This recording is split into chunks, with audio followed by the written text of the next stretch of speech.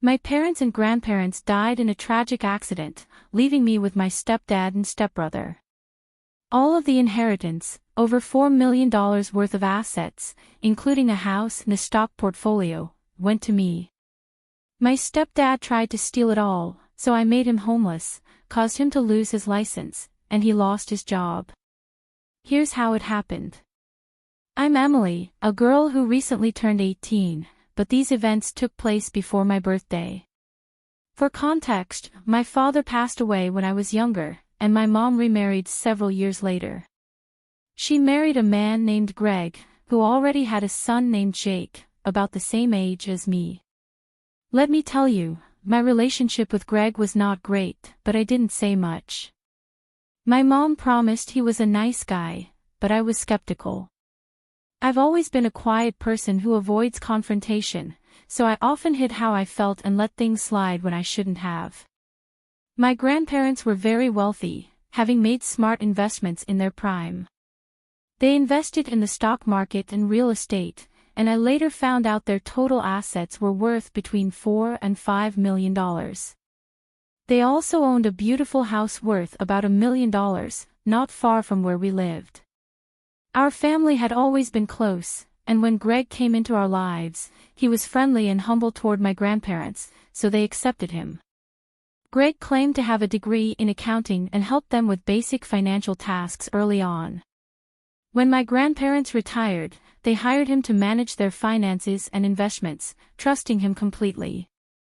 I didn't think it was a good idea to leave him in charge of all the money, but it wasn't my decision, and I was just a kid, so I stayed quiet. Jake and I didn't get along at all. He was spoiled from the day he moved in with us, acting like a bully and being mean to my mom, which gave me even more reason to dislike him. While Greg was intelligent, Jake didn't inherit those smarts. He always got bad grades, despite Greg enrolling him in extra classes and begging me to help him. I found it unfair that when Jake messed up at school, Greg would take him out to make him feel better, but when I achieved something, I got no recognition. This was why I spent most of my time at my grandparents' house. They were sharp in their old age and gave me life advice on saving money and more. Jake only came over to lounge in their pool or ask for money, so he never bonded with them. My mom and I got along well, but we grew less close after she married Greg.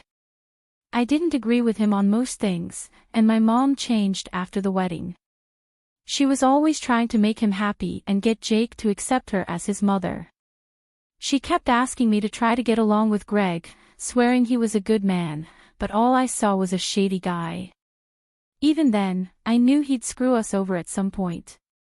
It wasn't like I didn't try. He'd act like he was on my side sometimes, but only when he wanted to butter up my mom or grandparents. When he wasn't manipulating me, he ignored me. As the years passed and I became a teenager, our relationship became so strained that I ended up hating him. He bullied me subtly, making small jabs about how I didn't have a boyfriend or how I wasn't popular. When I told my mom, she said he was just concerned about me. When I was 17, my grandparents decided to go on an overseas trip for a few weeks. I wanted to go, but I had school. Greg also didn't go, claiming he was busy with work and that it was a critical time for the stock market. Jake stayed behind too, so I was left with my two least favorite people. Jake mostly left me alone, enjoying his newfound freedom without my grandparents around to discipline him. Meanwhile, I kept in contact with my family while they were away, but I couldn't always reach them due to the time difference and poor service. I've always had this sixth sense, an anxious feeling when something bad is about to happen. And most of the time, it does. When I couldn't reach any of them for 2 days straight, I knew something was wrong. It was unusual. I asked Greg about it, but he brushed me off, telling me to stop worrying and that they'd be home soon. The day they were supposed to return, I kept trying to call them, but every call went to voicemail. Emails went unanswered. I even called the hotel they were staying at, only to be told that my family had checked out 2 days earlier. Panic set in. Later that day, I was called to the principal's office, where Greg and Jake were already waiting. That's when they told me a hospital had called. My grandparents and my mom had been in a car accident on their way to the airport. My grandparents had died on the scene. My mom passed away after surgery. I went into hysterics, refusing to believe it. The principal sent Jake and me home, and Greg sat us down to explain everything. It was a massive shock, and to this day, I still struggle to process it. After the funerals, the matter of the estate came up. My mom didn't have many assets, but my grandparents had left everything to me.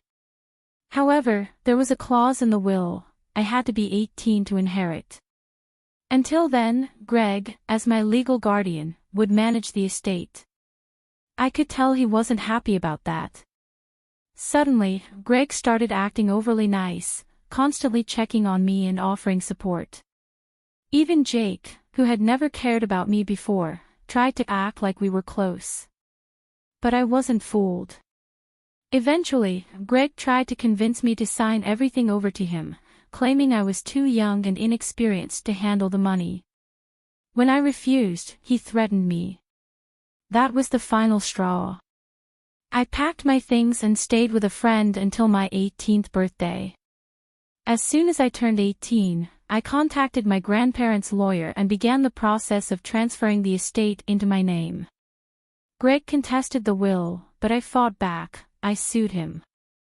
An investigation revealed what I had suspected all along: Greg had been stealing money from the estate, spending it on expensive clothes, gadgets, and luxuries for himself and Jake. In the end, I won the case. I received my full inheritance, and Greg was ordered to repay every stolen cent. He lost his house, his car, and his financial license was suspended. I kicked Greg and Jake out of my grandparents' house and cut off all contact with them. So, was I the jerk for cutting off my stepdad after he tried to steal my multi-million-dollar inheritance, even though he was supposed to be taking care of me? Let me know what you think in the comments. Subscribe to Revenge Stock and hit the bell for notifications. Thanks for listening, and I'll see you next time.